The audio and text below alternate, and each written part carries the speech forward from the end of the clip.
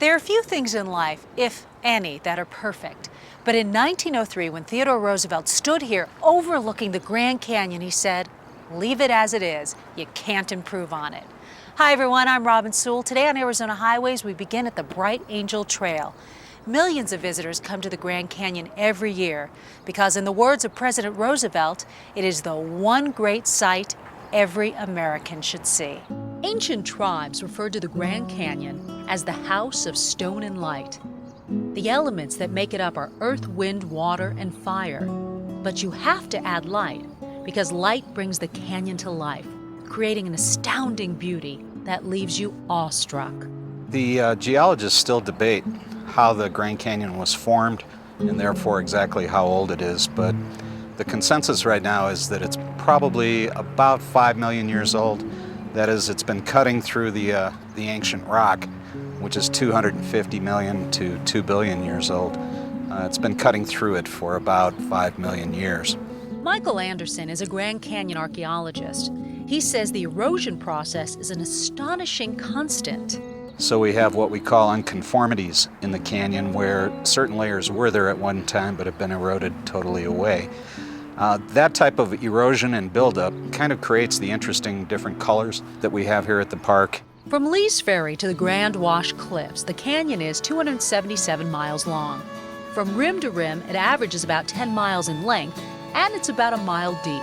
It not only changes constantly from erosion, but time of day. This kind of landscape is so affected by the movement of the sun going across that if you look at the canyon from one point like we are here right now and look at it an hour from now, it's going to look considerably different. The play of shadow on the rock, yes, it's constantly changing.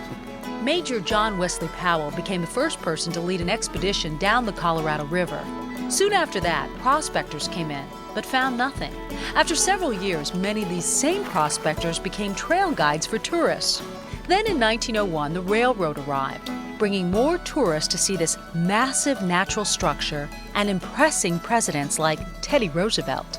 What Teddy did is he used the 1906 Antiquities Act several years later to create Grand Canyon National Monument in 1908.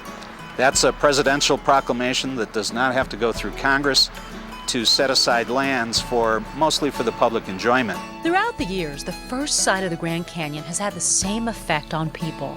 It can leave you dumbfounded, speechless, and even frightened. When I came out here from Indiana, when I first saw the Grand Canyon, I almost passed out. So I lost my breath, is what happened to me. Park Ranger Diana Pennington remembers that day vividly. And I pulled up to the first overlook point, and on that day it was Yavapai Observation Point, and I just strolled up to the canyon, like any other normal day, and I don't think I was really ready for what I saw. And when I got to the rim, I just literally lost my breath, and I had to sit down. They don't have things like this in Indiana.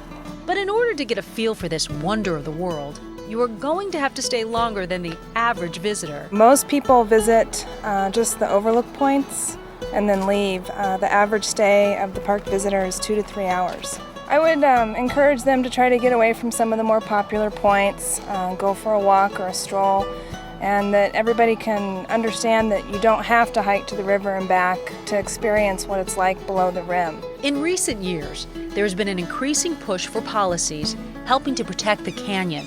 Everything from reducing flights over it to reducing the number of people who visit.